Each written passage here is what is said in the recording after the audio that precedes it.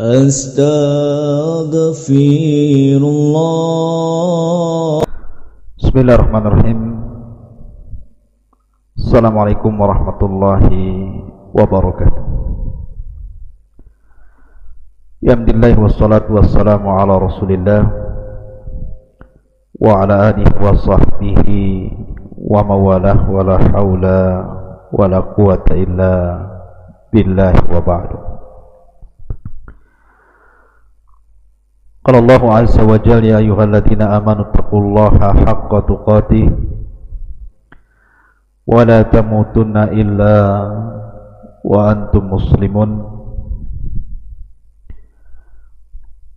Wa qala sallallahu alaihi wasallam man salaka tariqan yaltamisu fihi ilma sahhalallahu bihi tariqan ilal jannah. Amma ba'd. Ma'asyiral muslimin wal muslimat di manapun antum berada, alhamdulillah di malam hari ini Allah subhanahu wa ta'ala masih memberikan nikmat kepada kita sehingga kita masih bisa duduk-duduk untuk bermajlis ilmu walaupun lewat media. Salawat dan salam tentunya kita haturkan kepada Nabi kita, Nabi besar Muhammad sallallahu alaihi wa ala alihi wasallam. Pembahasan di malam hari ini kita akan mengkisahkan tentang kisah syaitan yang setiap malam ditugaskan oleh iblis untuk mengikat setiap tengkuk manusia. Karena kita tahu bahwa di atas kepala ini atau di dalam kepala ini ada dua otak yang disebut dengan otak depan. Dalam bahasa Quran disebut nasiyah, ubun-ubun. Dan ada yang disebut dengan otak belakang, yang disebut dengan qafiyah, atau bahasa kita disebut tengkuk. Begitulah Islam membedakan dengan pendapat barat yang mengatakan otak kanan dan otak kiri. Kalau kita katakan otak depan dan otak belakang, otak depan disebut nasiyah, ubun-ubun, dan otak belakang disebut qafiyah alias tengkuk. Syaitan tidak bisa menguasai otak depan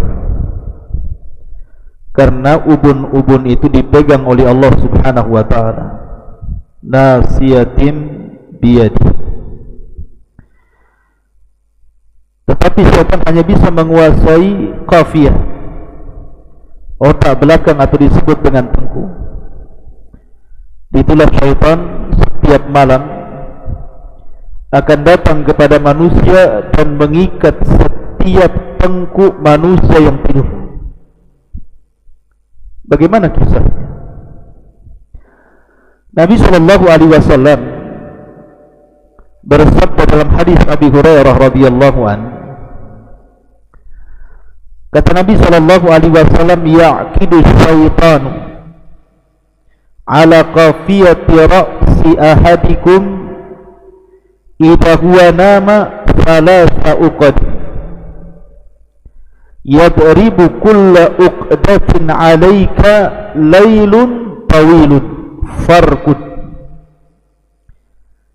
fa in istayqadha fa dhakara Allah in halat uqdat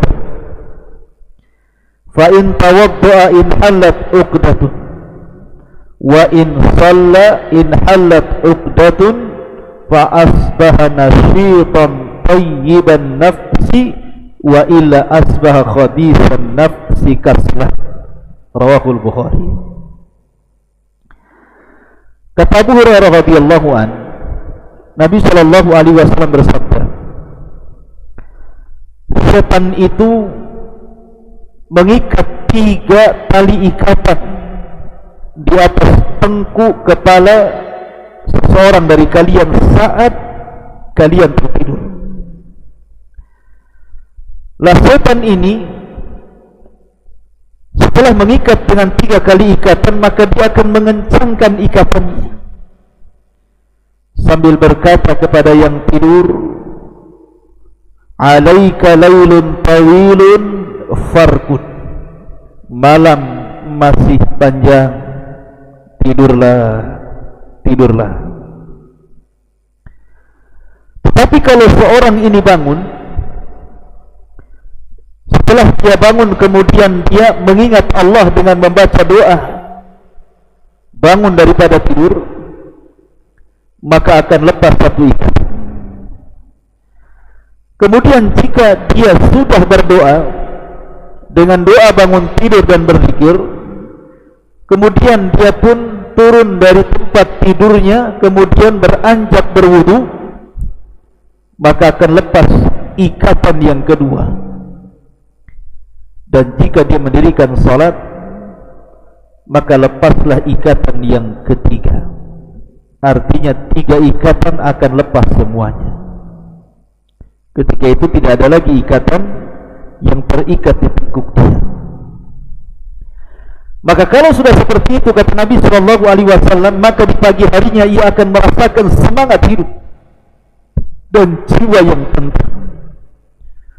Namun bila dia tidak melakukannya, dia tergoda dengan nyanyian syaitan, alaika lailun tawilun farkud, malam masih panjang padahal sudah subuh, malam masih panjang padahal sudah azan subuh, farkud, tidurlah, tidurlah. Akhirnya dia pun tidur terus sampai kemudian matahari terbit. Maka di pagi hari itu jiwanya akan menjadi jiwa yang sangat busuk dan dia menjadi pemalas. Hadis ini dikeluarkan Imam Bukhari. Ma'asyiral muslimin yang dimuliakan Allah Subhanahu wa taala, dari hadis ini Nabi sallallahu alaihi wasallam menjelaskan kepada kita bahwa di antara pasukan iblis itu ada syaitan yang memang ditugaskan oleh iblis itu untuk mengganggu anak Adam supaya dia tidak bangun tidur untuk melaksanakan qiyamul lail, bahkan bisa meninggalkan solat wajib, solat subuh. Dan ingat bahwa solat subuh itu adalah solat yang paling berat dilakukan orang-orang munafik. Wa idza qamu ila sholati qamu kusala. Apabila mereka orang-orang munafik salat, mereka salat sambil malas. Maka di antara penyebab kenapa orang itu susah bangun subuh, kenapa orang itu malas untuk melaksanakan salat subuh, karena di tengkuknya ada 3 ikatan yang dikencangkan syaitan. Makanya Nabi sallallahu alaihi wasallam memberikan solusi bagaimana caranya mengurai ikatan tersebut. Kata Nabi sallallahu alaihi wasallam, bangun sebelum subuh. Kemudian setelah pas dia bangun, dia membaca doa, alhamdulillahilladzi ahyana ba'dama amatana wa ilaihin nusyur. Segala puji bagi Allah yang telah menghidupkan kami setelah mematikan kami, dan kepadanya kami dikembalikan. Kemudian setelah itu dia beranjak berwudu, karena wudu ini banyak manfaatnya. Salah satunya adalah melepaskan ikatan yang kedua dari ikatan syaitan. Kemudian yang terakhir, salat. Ketika anda salat, maka lepaslah 3 ikatan tersebut. Kalau sudah terlepas 3 ikatan ini, maka jiwa anda akan bersih dan anda akan sehat semangat. Walaupun anda mungkin tahajud, kurang tidur di malam hari, tapi kalau tidak ada ikatan di tengkuk setiap kita ini, maka di pagi hari saya jamin anda tidak akan ngantuk, tidak akan malas, dan anda akan semangat untuk menghadapi hidup ke depan. Tapi sebaliknya, kalau anda habiskan malam itu dan dikipas-kipasi oleh syaitan, alaika lailun tawil farqu, malam masih panjang, minumlah, tidurlah. Kemudian syaitan pun mengencingi telinga kita sehingga suara azan tidak sudah didengar lagi, suara qomat lewat begitu saja, orang sudah solat dia masih ngorok. Maka dipastikan jiwa anda akan busuk dan anda akan jadi pemalas. Ma'asyiral muslimin yang dimuliakan Allah Azza wa Jalla, pertanyaannya, bukankah ada hadis yang mengatakan dari hadis Abi Hurairah radhiyallahu an juga, ketika Abu Hurairah radhiyallahu an diperintah Rasul untuk menjaga pembendaharaan Baitul Mal, tiba-tiba malam itu ada pencuri, ditangkap sama Abu Hurairah karena kebetulan dia yang jaga malam untuk Baitul Mal itu. Tetapi pencuri ini tiba-tiba kemudian mengatakan kepada Abu Hurairah, da'ni fa inni muhtaj wa alayya iyalun wa la a'udhu. Ya Abu Hurairah, kasihani aku ini orang berhajat kepada makanan ini, aku punya keluarga, aku kesusahan, kasihani aku, dan aku janji saya tidak akan mencuri lagi. Kata Abu Hurairah, farahimtu, aku pun kasihan dengan dia. Fakhalaitu sabilahu, aku pun memberikan jalan dan disuruhnya untuk pergi. Malam kedua datang lagi, nyuri lagi, ditangkap lagi. Kemudian kata Abu Hurairah, tidak, kau harus dihadapkan kepada Nabi. Kau sudah kurang ajar, kau sudah mencuri, kau sudah berjanji tidak akan kembali, kau mencuri lagi. Tiba-tiba dia alasannya sama, ya Abu Hurairah, ka'ni fa inni muhtaj wa alayya iya. Saya ini orang yang berhajat, wahai Abu Hurairah, saya punya keluarga, biarkan aku pulang, aku tidak akan, janji ini yang terakhir, saya tidak akan balik lagi. Farahimtuhu fa khallaitu sabilahu, kata Abu Hurairah, aku pun kasihan, ku biarkan dia pulang. Malam ketiga mencuri lagi, Masya Allah, ditangkap lagi. Kata Abu Hurairah, la arfa'annaka ila Rasulillah, aku sudah tidak sabar dan tidak akan melepaskan kamu harus dihadapkan kepada Nabi SAW, dan kamu tidak boleh ada alasan lagi ini dan itu. Tiba-tiba kemudian dia mengatakan, ya Abu Hurairah, kasihani aku, maukah ku ajarkan kepadamu sebuah kalimat, setelah itu kau lepaskan diriku. Maka kemudian pencuri ini mengatakan, ya Abu Hurairah, idza awaita ila firashika faqra ayatal kursi, Allahu la ilaha illa huwal hayyul qayyum, Al-Baqarah 255, hatta takhtimal ayat, fa innahu lan yazala alayka minallahi hafidhun wa la yaqrabuka syaitanun hatta tusbiha. Wahai Abu Hurairah, kalau engkau beranjak ke pembaringan, kau hendak tidur, bacalah surah Kursi, bacalah ayat Kursi, Allahu la ilaha illa huwal hayyul qayyum, la ta'khudhuhu sinatu wala naum, ila akhir ayat Kursi, sampai selesai ayat Kursi. Maka kalau engkau baca ayat Kursi sebelum tidur, maka Allah akan senantiasa menjaga kamu dan setan tidak akan mendekati kamu sampai waktu subuh. Kemudian Abu Hurairah pun, karena sudah diajarkan kalimat ini, dibiarkanlah orang ini pergi. Maka keesokan harinya dia bercerita tentang kisah pencuri itu kepada Rasul. Tapi Nabi SAW lebih tahu dahulu karena Jibril memberitahu, sehingga ketika datang Abu Hurairah Rasul mengatakan, ma fa'ala asiru kalbariha, apa yang dilakukan tawanan yang semalam kau tangkap oleh Abu Hurairah.